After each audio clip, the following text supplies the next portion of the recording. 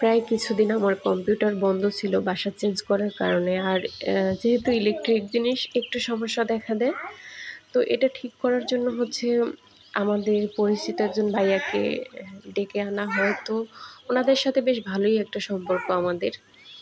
তারা আসবে শুনে আমি হচ্ছে শুক্রবার একটু বেশি করে বিরিয়ানি রান্না করি, চিকেন বিরিয়ানি আর কি। তো যাই হোক, আসসালামু আলাইকুম, কী অবস্থা সবার? Welcome to my new blog. আশা করি সবাই ভালো আছেন। প্রায় অনেক দিন পর লং একটা ভিডিও আপলোড করব। অবশ্যই আপনাদের কাছে ভালো লাগবে। সেদিন ছিল শুক্রবার, কম্পিউটার ঠিক করার জন্য ভাইয়া আসে। যদিও ওনার ওয়াইফকে নিয়ে আসার কথা ছিল, বাট আনে নাই।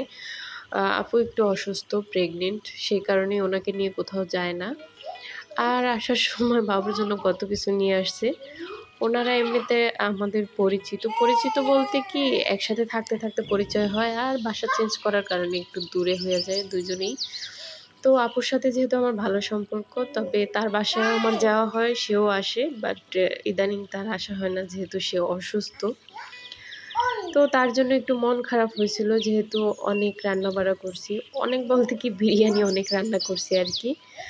তো কি আর করার, কিছু করার ছিল না। এখানে আমি সব ধরনের রান্নাবাড়া রেডি করে রাখছি। বাট সবথেকে খারাপ লাগার বিষয় হচ্ছে উনি ওনার ওয়াইফকে ছাড়া খাবে না, উনি চলে গেছে। আমার কাছে খারাপ লাগছে, বাট কিছু করার ছিল না। এরপর হচ্ছে কম্পিউটার ঠিক করে যে চলে গেছে, টাকা নেয় নাই। বিকাশে দিতে চাইছি, সেটাও নেয় নাই। এতটাই ভালো সম্পর্ক যে আপনের থেকেও ভালো বলা যায় আর কি। তো যাই হোক, ভাইয়া চলে গেছে। ওনার বেবিকে নিয়ে আসছিল, বিস্কিট দিছিলাম। আর হচ্ছে লেবুর শরবত খাইছি, শুধু আম কেটে দিছিলাম। তো যাই হোক, বলছে যে নেক্সট টাইম আবার আসবে আপু একটু সুস্থ হইলে।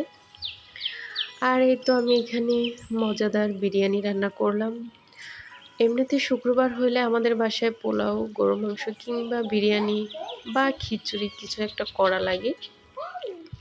এটা হচ্ছে অভ্যাস হয়ে গেছে বলা চলে। তো যাই হোক, এখানে হচ্ছে দুপুরের খাবার রেডি করে আমি একটু বাইরে আসলাম। প্রচুর বাতাস ছিল আর ঠান্ডা ঠান্ডা আবহাওয়া, বেশ ভালোই লাগতেছিল। আর আমার ব্যালকনির গাছগুলো একটু সুন্দর সুন্দর করে সাজিয়ে রাখছিলাম আলাদা আলাদা টবে। আর বাসা চেঞ্জ করার সময় গাছগুলো সব কেটে ছোট করে ফেলছি। অনেক বড় বড় ছিল গাছগুলা, ফুল গাছগুলা। তো ছোট করার কারণে দেখা যায় অনেক গাছেই ফুল নাই। আর এখানে মরিচ গাছটা এখনও রেখে দিছি।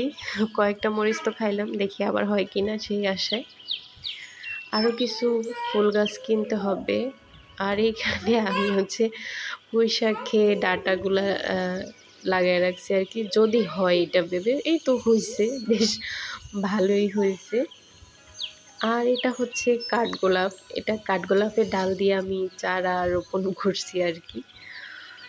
তো এইখানে হচ্ছে একটা ফুল গাছেই শুধু ফুল ফুটতেছে, বাকিগুলো তো কেটে কেটে ছোট করে ফেলছি। আরও কিছু গাছ ছিল, সেগুলো হচ্ছে ওই পাশের ব্যালকনিতে ছিল। আর সেই দিনের আবহাওয়াটা অনেক সুন্দর ছিল, ঠান্ডা বাতাস, বেশ ভালোই লাগতেছিল। আর এখানে প্রচুর বাতাস, জানালা প্লাস ব্যালকনি একসাথেই, তো একটু বেশি বাতাস ছিল। তো এই তো দুপুরের নামাজ শেষে খাবার রেডি করলাম। আর আজকে রুমেই খাবার নিয়ে আসলাম, যেহেতু এখানে প্রচুর বাতাস ছিল, ঠান্ডা বাতাস। আবহাওয়া কিন্তু বেশ ঠান্ডা ছিল, যে কারণে বিরিয়ানিটা জমে গেছে আবহাওয়ার সাথে। আর আমি খাবার রেডি করে বসেছিলাম, সবাই আসার পরে সবাইকে খাবার দিলাম। এরপর হচ্ছে আমি খাবার নিয়ে ভিডিও করতেছিলাম। আর এখানে বিরিয়ানির সাথে আমি একটু ওই যে মুরগির ডিম আর কলিজা ছিল সাথে, ওটা হচ্ছে মাখা মাখা করে বোনা করছি। এই যে ডিম আর কলিজাটা আমার কাছে বেশ ভালো লাগে, তাই হচ্ছে বোনা করে নিলাম। আর যেহেতু অসুস্থ ছিলাম, তখন কিন্তু বিরিয়ানিটা আমার কাছে বেশ ভালোই লাগতেছিল, কারণ অসুস্থর সময় ভাতটা তেমন একটা মজা লাগে না আমার কাছে। বিরিয়ানি বা পোলাও এগুলো কেন জানি ভালো লাগে। তো আমার মতো কে কে বিরিয়ানি পছন্দ করেন অবশ্যই কমেন্ট করে জানাতে পারেন। তো এই তো ছিল অনেক দিন পর একটা লং ভিডিও আপলোড করলাম আর কি। অবশ্যই আপনাদের কাছে ভালো লাগবে আশা করি। ভালো লাগলে আমার পেজ ইউটিউব কিংবা টিকটকে ফলো দিয়ে রাখতে পারেন। আর ভালো লাগলে লাইক কমেন্ট শেয়ার করে দিবেন। আর ফলো দিয়ে রাখলে কিন্তু নেক্সট ভিডিওগুলো দেখতে পারবেন। আর আমার আইডিতে একটু সমস্যা হয়েছে, সমস্যাটা ঠিক হলে আশা করি সবসময় ভিডিও আপলোড করা হবে ইনশাল্লাহ। আর এই তো আজকের জন্য আল্লাহ হাফিজ। দেখা হবে এবং কথা হবে পরের অন্য কোনো ভিডিওতে। আল্লাহ হাফিজ, বাই বাই।